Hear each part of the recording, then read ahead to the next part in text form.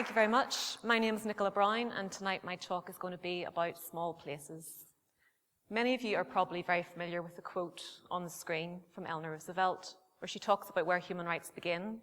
They begin in small places, places like the place you work, the school you attended, or the house you live in. I want to talk a bit tonight about some of the small places that are around the site that we're in tonight, the Crumlin Road Jail, and behind it, the Girdwood Barracks site, and some of the people who live around this area.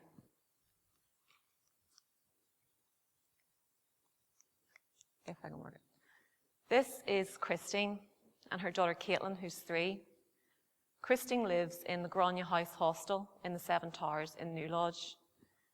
Caitlin's 3, and that's temporary accommodation, but she's lived there for her whole life. Christine and Caitlin, we first met Christine maybe about 9 months ago, and she came to us and she was pretty confident that she was going to be moved soon out of the Towers.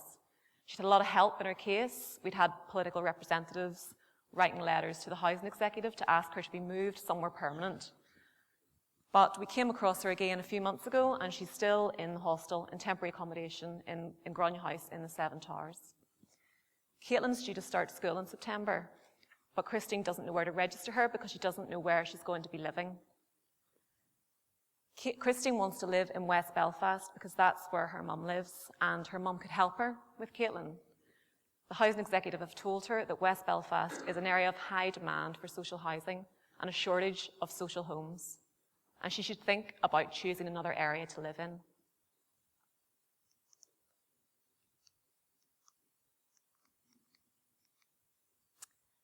This is Marissa and her daughter Lucia.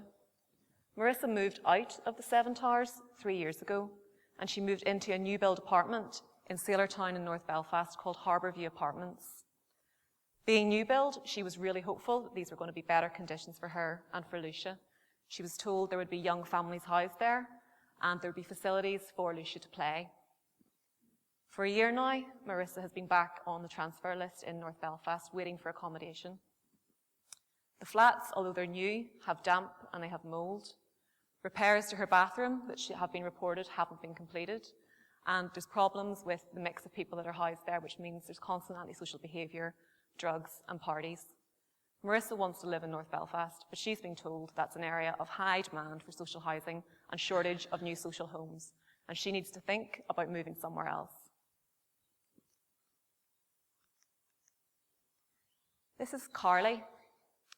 Carly's the 11-month-old daughter of Laura, who lives in Sheridan Street in New Lodge. Laura's kitchen has been out of action for over 2 years. She first reported the problems in 2010. There's chronic problems with fungus and with mould. Last week, Laura, Carly's mother, gave birth to a new baby girl, Chloe. As a new mother, she needs somewhere to wash, clothes, clean, cook. She doesn't have that in her current accommodation. Laura, Carly's mother, has spent her own money trying to get the kitchen done up, but the housing executive have told her it's uninhabitable. Carly here has respiratory problems, breathing problems, and that's not obviously being helped by the mould and the fungus in her kitchen. Those are a few stories of women, single mothers mainly, in the Catholic community in North Belfast around this site.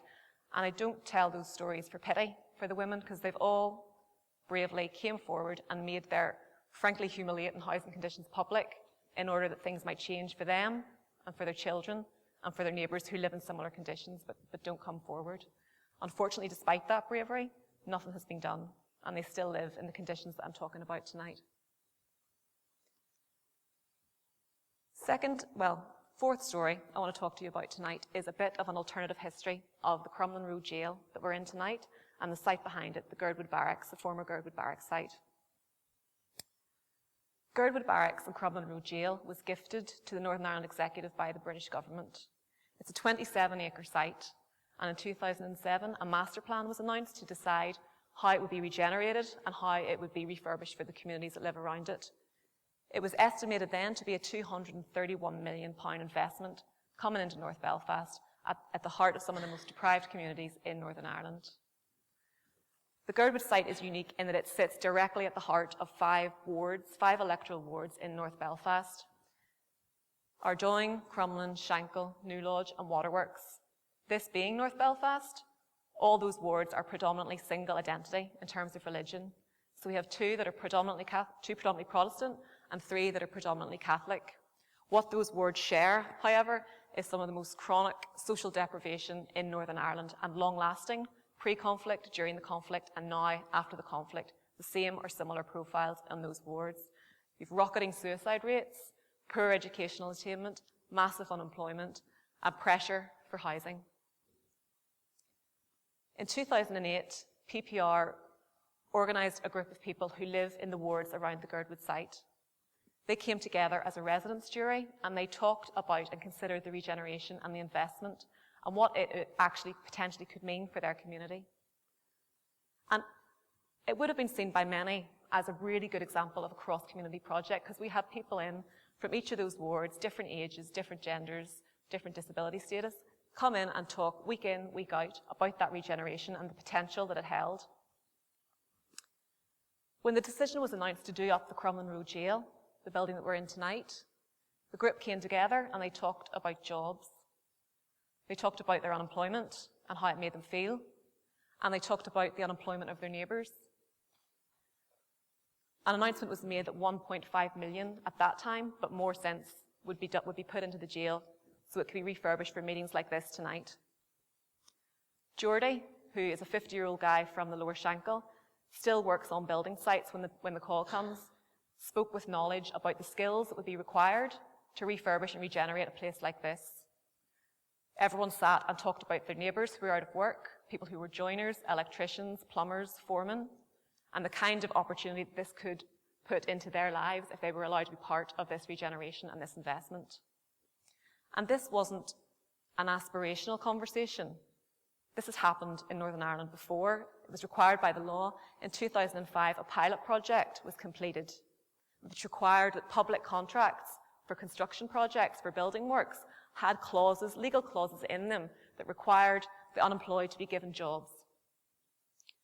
The University of Ulster did an evaluation of it, and it was found to be economical, it was effective, it was efficient, and contrary to any popular belief, it wasn't contrary to any EU law or any EU rules. They recommended that it be rolled out across construction projects across Northern Ireland. So the jury looked at that recommendation and took it on board and thought, right, well, why not now? Why not in the middle of the most chronic deprivation in Northern Ireland? This is an agreed proposal that they put forward and wanted to go forward with. They put it forward to the civil servants who at that time were in charge of the jail and the Girdwood site as one, and they were told no. They then put it forward to the Office of the First Minister and Deputy First Minister who own the jail, and they were told not only no, but I'm not the person to be talking to. You really need to go and talk to the civil servant who you already spoke to, who already said no. Again, that is a brilliant example of a shared future arrangement. People from all those communities come together, use their experience and their expertise, and they come up with a product, with something that they want a government to adopt for their own future, which is within the law and within best practice. Unfortunately, the other thing about small places is that they have history, and they have tension, and they have politics. It's precisely because small places have history and tension and politics that provisions were fought for and struggled for 14 years ago and put into the Good Friday Agreement and then the Northern Ireland Act. The equality provisions were fought for and they became law. And that wasn't easily won. That was a struggle won by a small group of committed individuals, including the late Terry Enright. And it was put into law precisely because that status is meant to rise above history and tension and politics. It's meant to mean that even the most powerful decision makers in our society are subject to that law and have to carry it out. It was meant to be the start of a shared future that was based on equality and the targeting of the most vulnerable and marginalised people in our community for protection.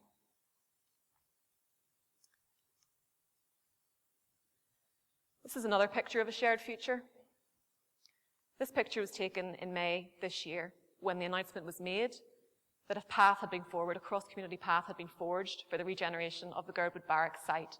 An agreement had been reached by all the political parties, and you can see all the North Belfast reps represented here. Unfortunately, at the time and since, there was much concern expressed that this political agreement, this cross-community agreement, was based and done at the expense of the people who live around this site, like Christine, Laura and Marissa, who live with the consequences of these kind of decisions every day and their humiliating housing conditions. Nelson McCausland wrote to the Housing Executive, and he asked that any plans for social housing on Girdwood be taken away, be scrubbed, because it was going to require cross-party approval. Then in 2012, we have this decision. We have cross-community approval for going forward on the site, and there are no figures right now as to what housing is going to look like, but from the plans and from the news reports, it looks like there's housing for Catholics, there's housing for Protestants, possibly on a 70-30 split. And we've also had leafleting in places like Protestant estates in Newton Abbey, trying to encourage people to move back into the city centre, back into North Belfast, to create a demand for new build houses among the Protestant community that currently doesn't exist. The Department for Social Development's own figures say that 95% of the need for new homes in North Belfast is among the Catholic community. Political progress is obviously vital in our post-conflict society if we're going to put the origins and the legacy of the conflict to bed. But you can't make political progress at the expense of the most unequal in our society and on the backs of the poor. To do that is to ignore the realities that Laura, Marissa, Christine, and many like them face every day in their housing. The last thing to say, I think, is that Northern Ireland is in itself a small place, and change is doable here. We already have the law, and we already have the standards. It requires realities like Laura, Marissa, Christine's to be addressed, to be made visible, and to be named. Patterns like that have existed for 14 years and beyond to be broken, and to be able to name inequalities like Catholic housing or Protestant inequalities without any fear of it being labelled as sectarian. Tackling inequalities is vital to democracy, and that is true in the New Lodge as it is in places like Egypt as the Arab Spring swept through. And it is doable here. What is required is adherence to law, targeting of public resources to the most vulnerable, and ultimately, voices like Laura's, Christine's, Marissa's being heard. Thank you.